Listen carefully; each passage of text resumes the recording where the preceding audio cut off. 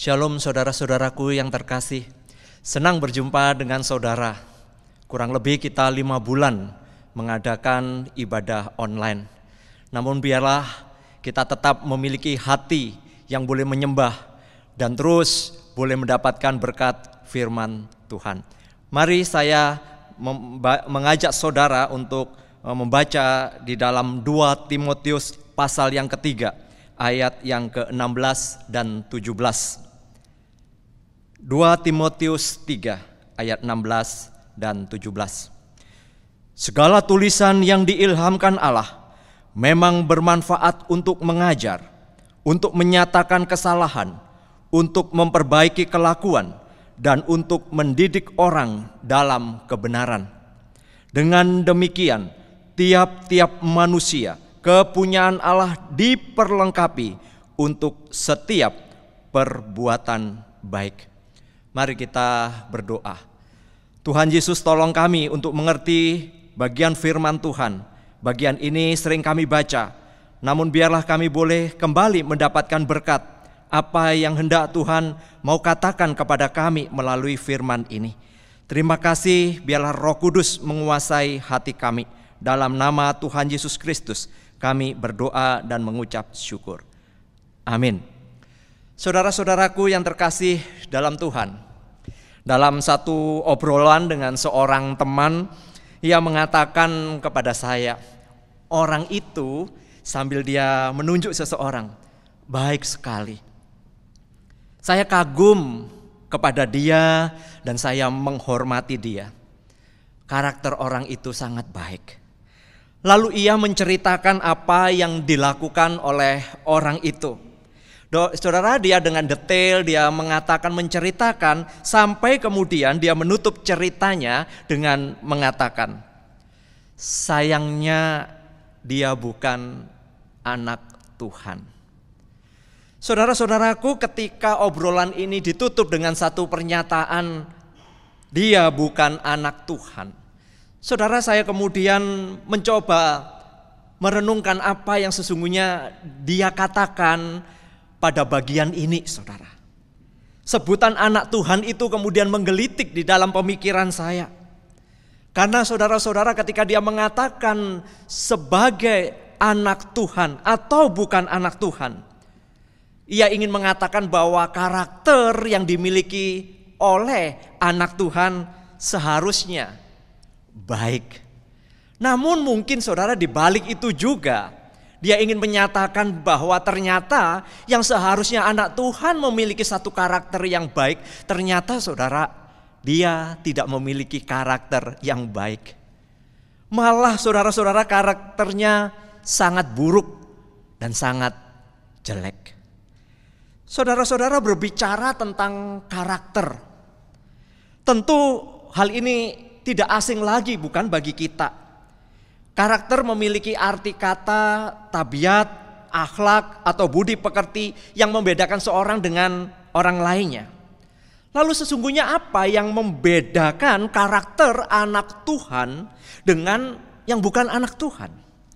Mengapa ada orang yang saya mengatakan bukan anak Tuhan, tetapi saudara-saudara kehidupannya sangat baik, sementara anak Tuhan kehidupannya sebaliknya?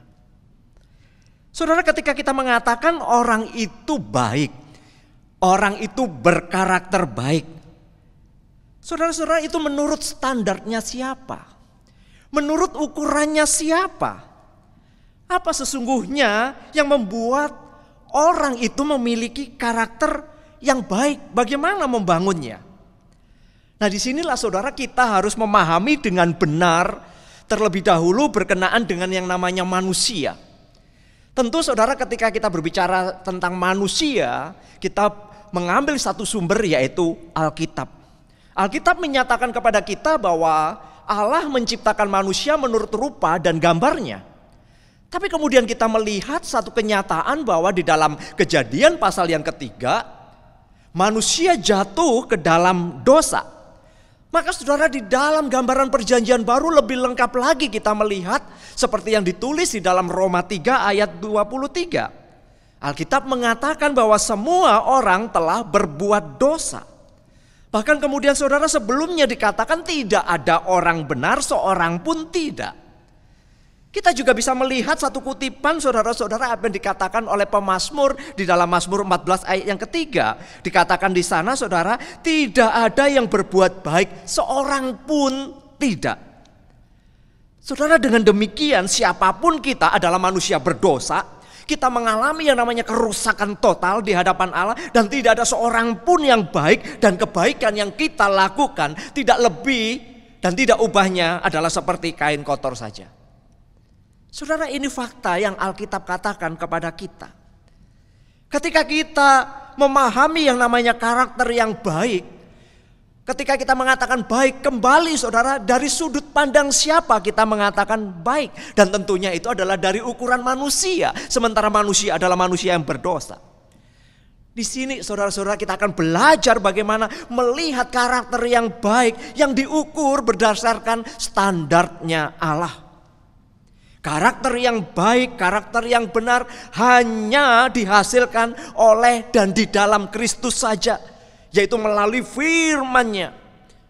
Firman Tuhanlah yang akan mentransformasi seseorang untuk menjadi baik dan memiliki kehidupan yang baik.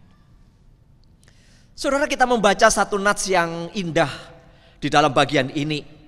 Satu nasihat dari seorang bapak kepada anak rohaninya.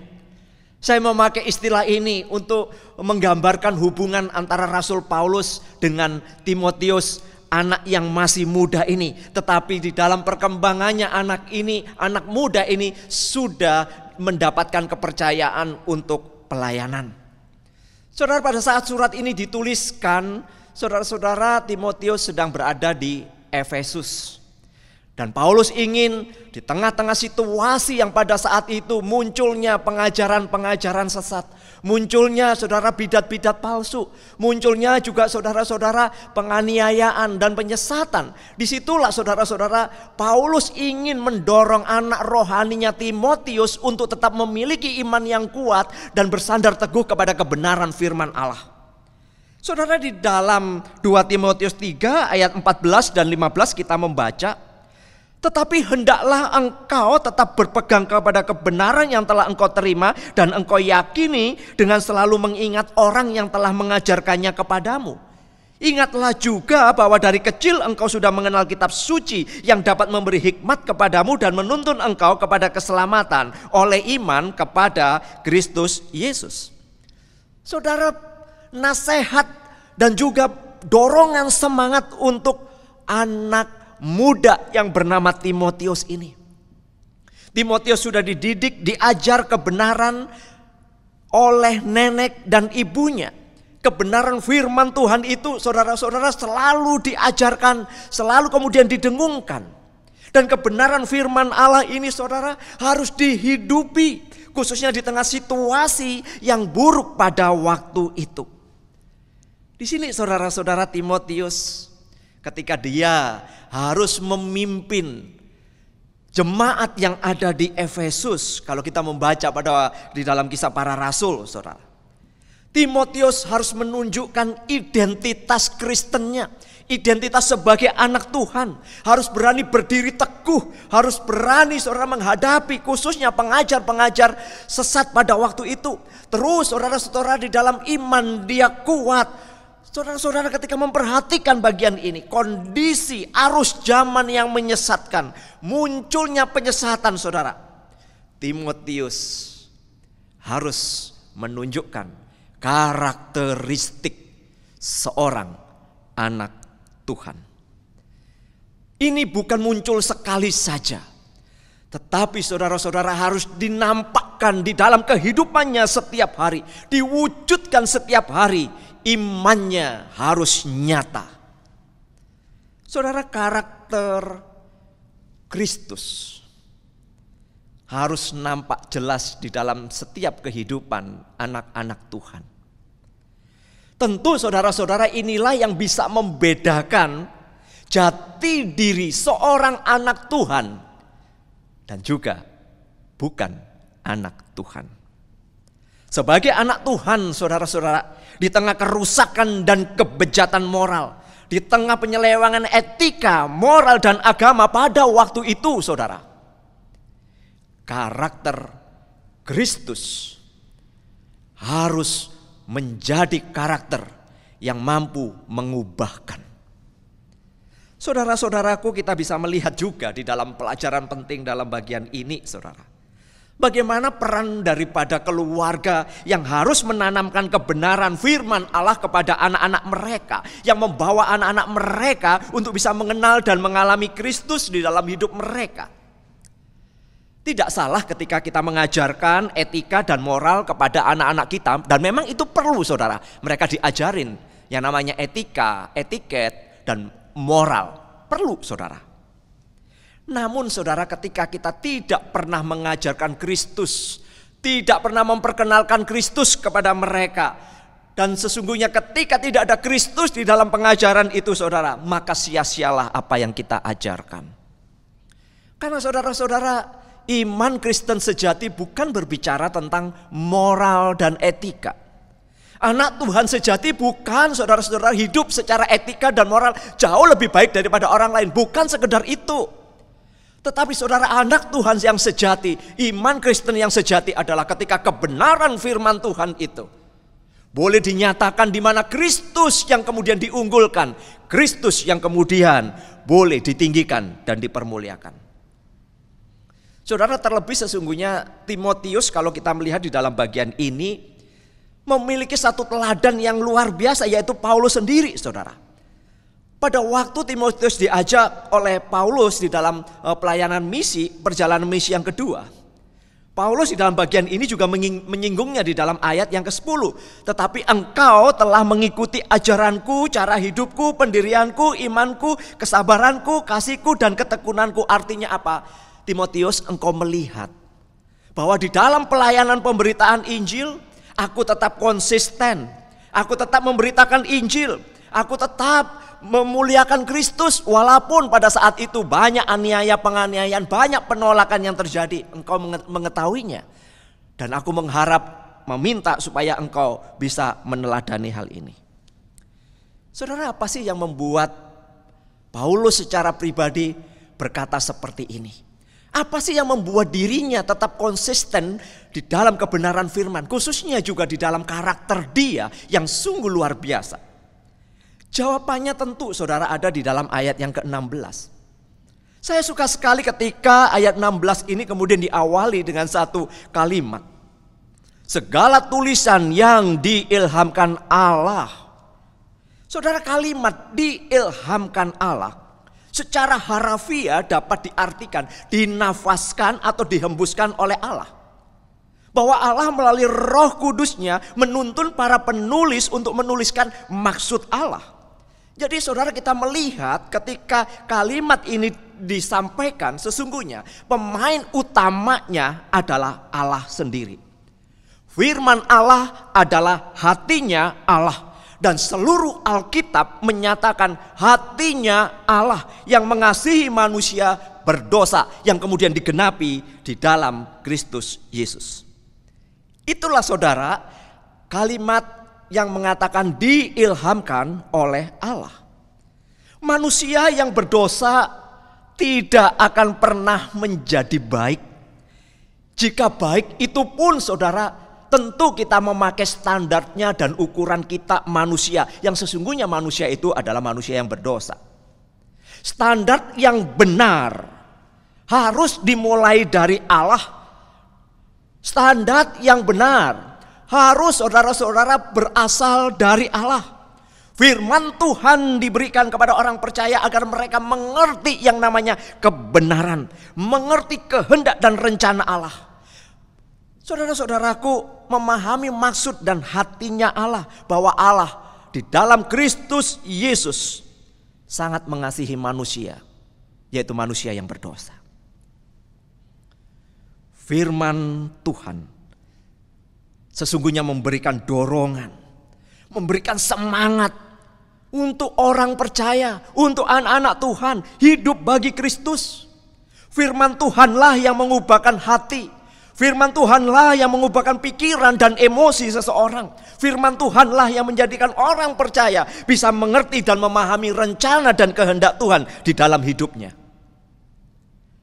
Saudara, mungkin saudara bertanya kepada saya, lalu apakah manusia bisa mengerjakan perubahan karakternya oleh dirinya sendiri?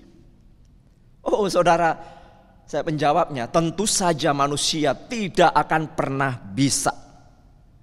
Seperti yang sudah saya singgung di dalam bagian atas tadi, saudara, bahwa semua manusia berdosa. Manusia membutuhkan kasih karunia daripada Allah.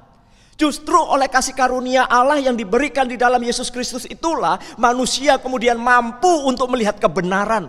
Mampu saudara untuk boleh memahami hatinya Allah yang sesungguhnya, kebenaran firman Allah yang sesungguhnya. Jadi saudara, intinya bukan manusia itu sendiri, tetapi Roh Allah yang bekerja di dalam diri orang percaya.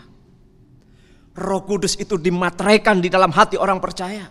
Roh Kudus itu akan memberikan kemampuan kepada orang percaya, membimbing orang percaya di dalam kebenaran, mengerti kebenaran, dan kemudian mendorongnya juga untuk melakukan kebenaran. Sesungguhnya karakter itu akan terbentuk bukan karena satu produk instan, tapi karakter terbentuk juga bukan karena standarnya dunia, tetapi karakter Kristen sejati terbentuk oleh firman Allah yang menjadi standar di dalam kehidupannya. Saudara-saudaraku, Alkitab dengan jelas mengatakan bacaan yang kita baca tadi, bukan? Firman Tuhan itu mengajar orang percaya di dalam kebenaran, diajar saudara. Lalu kemudian dikatakan untuk menyatakan kesalahan. Sekali lagi, saudara, memang dosa-dosa kita sudah dilunasi, sudah ditebus oleh Kristus. Tapi saudara-saudara, bagaimana dengan karakter kita? Tentu saudara, ada banyak hal yang kemudian harus dibetulkan. Kesalahan-kesalahan kita perlu dikoreksi, dan disitulah firman Tuhan berbicara kepada kita. Bahkan kemudian dikatakan lebih tegas lagi saudara, memperbaiki kelakuan agar tidak menyimpang dari kebenaran. Lalu kemudian dikatakan mendidik orang di dalam kebenaran. Satu paket yang luar biasa. Mengajar, menyatakan kesalahan, memperbaiki kelakuan, dan mendidik orang. Semuanya di dalam kebenaran. Karakter itu dibentuk, diubahkan sesuai dengan standarnya Allah. Firman Allah akan mentransformasi kehidupan orang percaya untuk dapat memuliakan Allah. Namun sayangnya kita seringkali melihat firman Allah hanya sebatas informasi belaka. Memang sangat ironis saudara, jika firman Tuhan yang kita baca ternyata tidak pernah mentransformasi kehidupan kita sebagai orang percaya. Saudara-saudaraku, Roh Kuduslah yang akan menolong kita. Roh Kudus yang akan memampukan kita untuk melakukan kebenaran seperti bagian ini. Dengan demikian tiap-tiap manusia kepunyaan Allah diperlengkapi untuk setiap perbuatan baik. Karakter Kristus terjadi bukan karena Anda melakukan sesuatu, melainkan terjadi oleh karena Kristus yang menguasai hidup Anda. Sekali lagi saudara, karakter Kristus terjadi bukan karena apa yang Anda lakukan, melainkan terjadi karena Kristus yang menguasai hidup Anda. Perubahan terjadi jika kita sungguh-sungguh mengalami pertobatan. Melalui pertobatan itulah saudara, karakter kita mulai dibentuk kembali sesuai dengan standarnya Allah. Inilah yang membedakan orang percaya. Inilah yang membedakan anak Tuhan dengan mereka yang belum percaya, bahwa karakter orang percaya adalah karakter yang dikuasai oleh Kristus, sehingga orang percaya dapat memuliakan Allah, bukan untuk memuliakan dirinya sendiri, bukan supaya dilihat baik oleh orang lain. Saudara, kita membaca di dalam Injil ketika Tuhan Yesus sendiri dicobai di padang gurun oleh iblis. Yesus saudara menunjukkan satu karakter yang luar biasa bagi saya. Dalam keadaan dia lapar saudara, karakternya di situ diuji ketika iblis mengatakan ubahlah batu menjadi roti. Saudara-saudara, Tuhan Yesus tidak terjebak dengan umpan dari iblis. Saudara-saudara, maka dia kemudian mengatakan bahwa manusia tidak hidup dari roti saja, tetapi melainkan juga dari firman Allah. Jawaban yang sangat luar biasa karena tahu bahwa Yesus harus menuruti perintah Bapanya daripada perintah iblis. Bahkan saudara, kita melihat Tuhan Yesus mengecam kehidupan para ahli Taurat, orang-orang Farisi, orang-orang Saduki, karena mereka membangun karakter mereka agar dihormati oleh orang lain. Sesungguhnya kehidupan mereka sangat bobrok, kehidupan mereka penuh kemunafikan, kehidupan mereka penuh kepalsuan seperti kuburan yang dilabur putih. Mereka belajar kitab suci namun tidak pernah mengalami transformasi. Apa yang mereka pahami, saudara, tidak pernah mengena di dalam hati mereka. Akibatnya mereka menjadikan agama sebagai formalitas belaka. Ketaatan agama hanyalah sebatas rutinitas agama saja. Saudara, mungkin saat ini engkau sedang bergumul. Mungkin saat ini saudara sedang frustasi dengan karakter Anda yang tidak mau berubah. Saya bertanya kepada saudara, apakah memang saudara serius mau berubah? Seberapa serius Anda mau berubah? Mungkin Anda juga mengatakan, saya sudah didoakan, saya sudah berdoa, tapi tidak ada perubahan. Saya mau berkata kepada saudara, seriuskah Anda mengatakan seperti itu? Jikalau jawabannya iya, serius saya kepengen mengalami perubahan, maka saudara-saudaraku, perubahan itu harus dimulai dari dalam.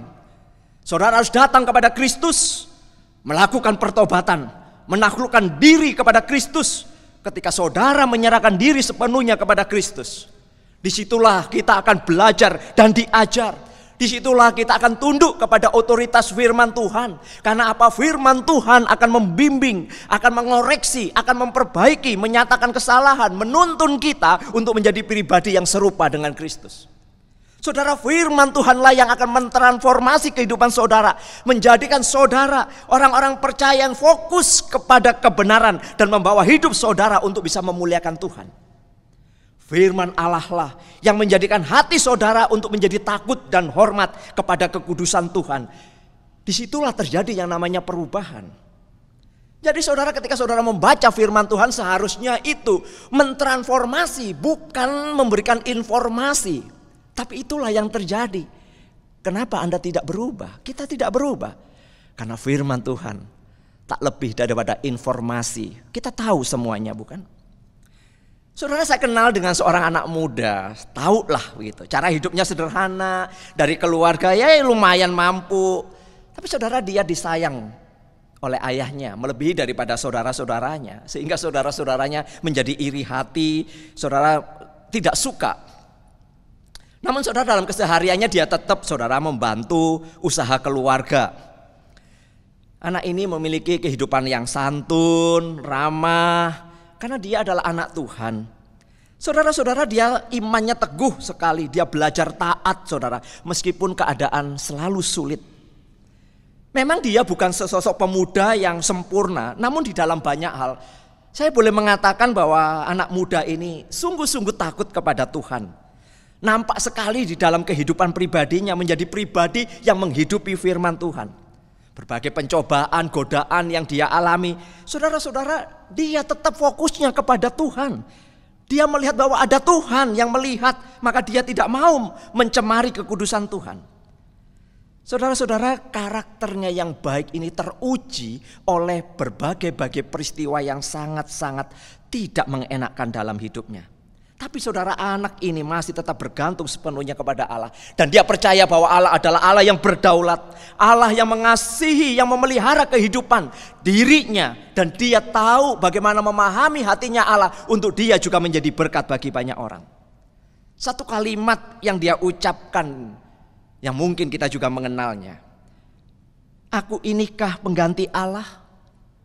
Memang kamu telah mereka-rekakan yang jahat terhadap aku, tetapi Allah telah mereka-rekakannya untuk kebaikan dengan maksud melakukan seperti yang terjadi sekarang ini, yaitu memelihara hidup suatu bangsa yang besar. Saudara tahu anak muda ini bukan? Ya, Yusuf. Yusuf di dalam Alkitab. Membangun karakter yang baik, saudara, hanya dimungkinkan bila tunduk kepada Allah, tunduk kepada Kristus, sebab Kristus adalah firman Allah yang menjadi manusia. Kristus, saudara, telah membereskan masalah fundamental bagi manusia, yaitu dosa.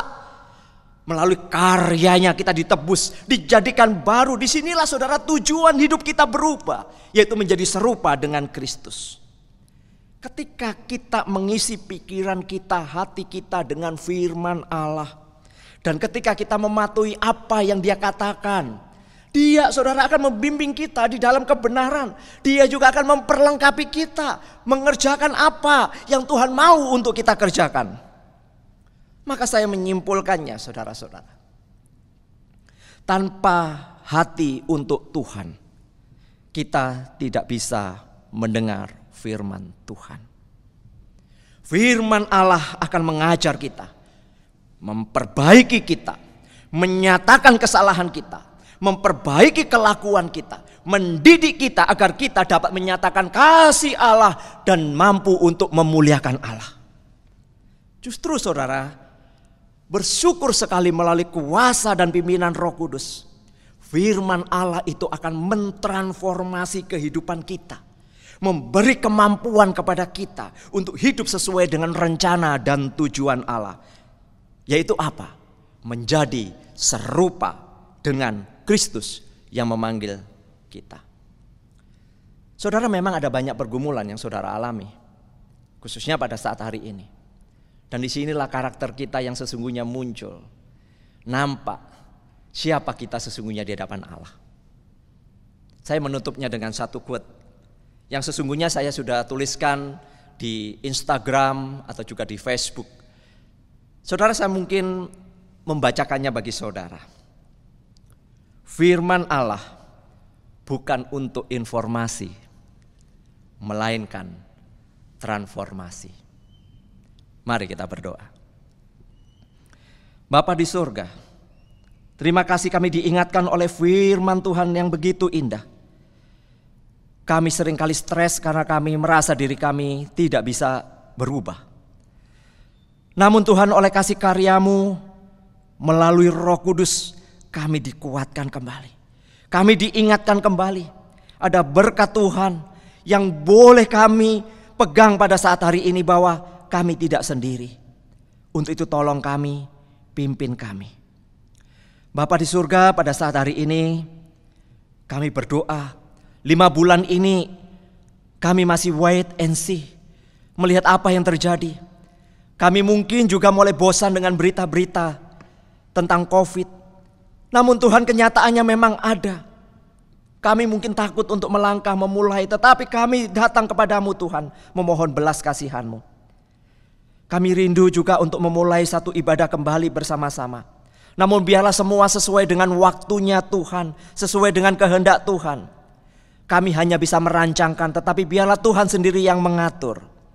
Dan sekiranya ketika ibadah boleh dilakukan kembali Tuhan, kami mohon penyertaan dan pimpinan-Mu, supaya dalam pelaksanaan ibadah tetap melakukan protokol kesehatan dengan baik, dan tidak ada orang yang terpapar dengan penyakit COVID ini.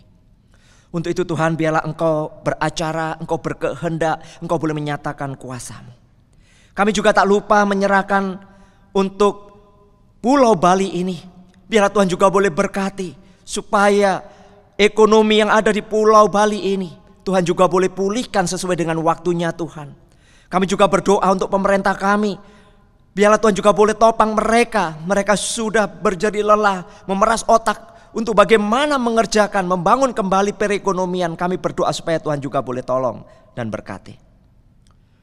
Dan akhirnya kami titipkan mungkin saudara-saudara kami yang pada saat ini lemah tubuh.